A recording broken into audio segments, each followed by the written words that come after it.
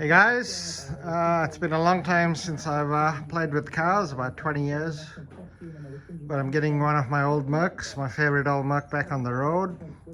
So I'm just doing a bit of rust repairs on it, and just wanted to show you the work that I'm about to do. Part one. The hinge, basically, the metal in the hinge is rusted through, and there's really nothing for this in the body to actually connect to. There you go, sorry about that. So what I've basically done is I've cut this here, peeled this piece back, so this piece will just eventually go back there and you won't know. Then I got to the rust underneath, and I cut out the rusty bit in here, which was the problem, because that wasn't holding the hinge anymore. There was no more metal there to hold it, so I've cut that out. And then I cut out some more rust all the way around here, and then cut out some more rust down there as well. So I basically opened it up like a can, so this thing can go back. I'll just wrap it up there and then weld it up, and that will fold, sit on here, and I'll weld it up so I still keep the shape. And if I need to do any other panels, I will. Now for the patch panels, these took forever to actually make. So let's start with the best one. Basically, I went to another car, cut out what I wanted. I retained the dome shape so that, as you'll see, it basically fits like a Lego piece on there. All right, see, it just sits there. It just sits beautifully. The original seam weld was here, so I've maintained that with this.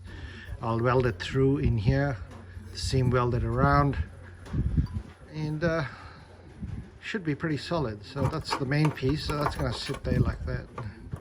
Actually, it centers itself because I've retained the curve in this to match the curve in that. So it'll be out by 1 millimeter, which is the thickness of this metal, 0.9, but I don't think that's going to make a big difference.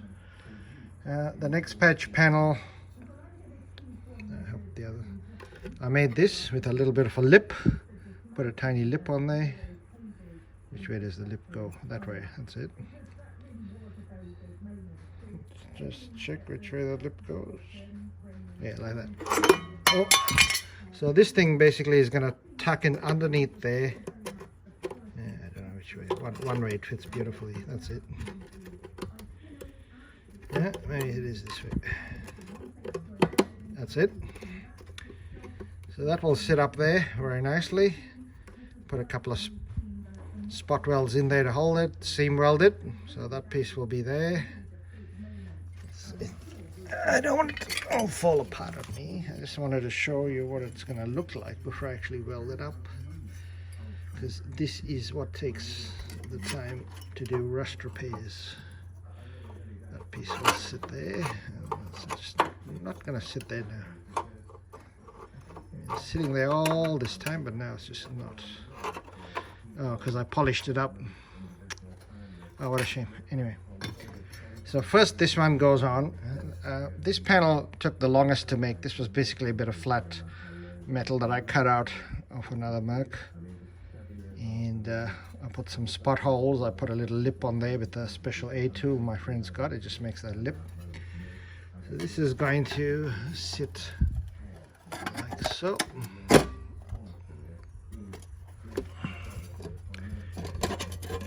There we go. Try and get my fingers out of the way. So yeah, that panel will sit there like that.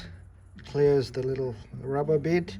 Will sit on top of this panel, and these will be seam welded onto the inside over there like it should be. So this goes on there. Sorry, I don't have a tripod. And then the outer bit, that piece, I can do it with my foot. Let's have a look. So that goes there, and this one will go on there.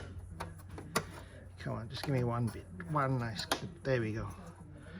So that's what it's going to look like.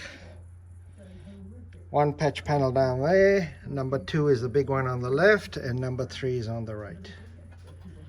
Finally got the picture I wanted. So then I will weld that up totally with my MIG over there.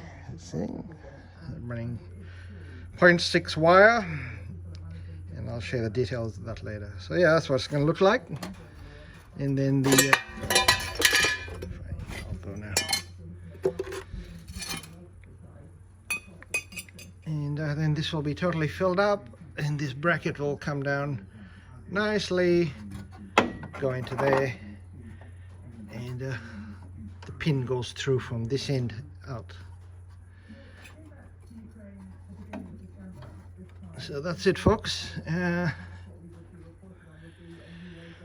next stage is all the welding up. So let's see, and the grinding. So let's see how that goes. I've done a couple hours of grinding, a little bit of welding, and a lot of grinding. So the panel down here, this patch panel went in quite nicely. You can actually see it. It's this panel here, there, that one. It's the first one to go in. Welded it up. Put a few spot welds there and there. Well, I made holes and then I filled it with the MIG. Then I did the seam weld right around and then spent about an hour grinding off all the excess. I then put the second panel on top, and I've sort of done a bit of seam there, tacked it there. It's still a bit loose here. I'll have to come back to that because there's a gap here. But the main thing was this part, I had to weld this onto this chassis part underneath here, as you can see, and then it took a lot of work because I kept putting holes in it. It's a bit thin maybe, and then filling the holes and then grinding it down. So about 5 minutes of welding, an hour worth of grinding, but it's pretty good. I've got that quite flat here, and this is solid, this is solid. So next what I'm going to do is put the these panels keep disappearing on me. There it is. Next I'm gonna put this piece in place there, and tack it around, tack it, and then hammer this down and sort of weld it up into there. Yeah, and once that's done there, then I will just go around and keep filling it. So far so good. Except I did set the inside of the car on fire, because when I was doing this weld here, even though I moved a lot of stuff away, there's a lot of noise dead now that's stuck on the inside, and the whole thing caught fire. So do make sure you have a bucket with a rag in there. That is just priceless. So I opened the door, took the rag and just dumped water on the inside of this up here, which is really hard to get to from the inside. And luckily it was just the wires had a bit of coating, which was just a little bit sringed around the plastic outer like heat shrink tubing, but the inside wires were good. And yeah, very lucky. So just be careful. I'm a bit afraid to go back and do this here actually, because I know it's going to give trouble. So, but anyway, next up is tacking this in place. Let's see how that goes. Well, some good news. I have finished all the welding I'm going to do inside. It took a couple hours. Still very hard to get a good seam, because the metal thickness of what's behind and what I'm putting, although it's the same 0.9, the moment there's a little bit of a gap, a little bit of impurity, it starts coughing and spluttering. It just doesn't work like the other YouTube videos where they run a perfect MIG bead. I can't do that. I have lumpy beads, but they're strong, and it takes me several attempts to fill all the holes. I'm probably a pretty good plasterer if I wanted. So anyway, this panel is really good down here. That one you can't even tell, so it's pretty good because I ground it down. Next was this panel here, which really bad. I was very afraid to weld up the top there, so I kept turning it down. I basically set the whole car on fire again inside and had to empty the bucket because it caught fire. That sound insulation material that's stuck there is really, really dangerous. But I'm very pleased with this. The actual piece that's going to hold the hinge on, I managed, it's pretty thick and clean metal. So I got a really nice bead there. I'm very happy with that. Pretty much all the way from there, got a good bead. First tacked it in place, and then ran a bead over it. I'm pretty happy. I left that gap there in case water fills in, it can just drain out down the bottom, which causes the rust in the first place. So that's not cleaned or anything, that's just straight finished welding. So I'm going to go have some lunch, come back, clean it up, treat it with some material, I guess, and paint it. Then I will be closing this up, giving it a seam, closing this up, giving it a seam, and hopefully should finish today. So thank you all for watching my painful but very relaxing and rewarding journey with the old Unimig 182 Mark II. Shame it's got no digits on there to show me the current and power, sort of just guesswork. But on a clean sheet, as you can see here, I kind of missed where the join was, and I got a beautiful little bead running there on that metal, which shows me that my settings and everything was pretty good, but I had actually missed the join. So when I went back and tried to do the join, because of the gaps, it was quite difficult. But if the metal is clean and flat like that, I get a perfect bead that doesn't really join anything. But so that was pretty good. Pretty happy with that there. Just sometimes it gets into a beautiful flow where you can see the bead and you just wiggle it back and forth, you know, a little bit, and the bead just keeps trickling down. And other times it coughs and sputters, and there's that up there. And I suspect it's because it's dirty and the impurities in it. This is old rusty cars, not new shiny metal. So thank you all for watching so far. Next part coming up after lunch.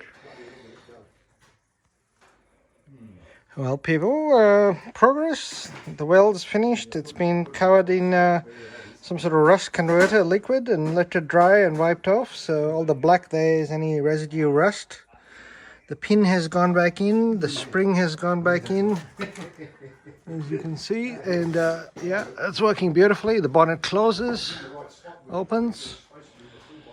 And the other side of this pin is a C-clip, which is incredibly difficult to get in, but my friend who's a mechanic who's hanging around here and works on all these cars, he's giving me a hand, so he put the clip in for me, put grease, and so this is now close to the last stage where I'm going to basically close this and weld this outer section up to close it up, and then give it a good bath in paint.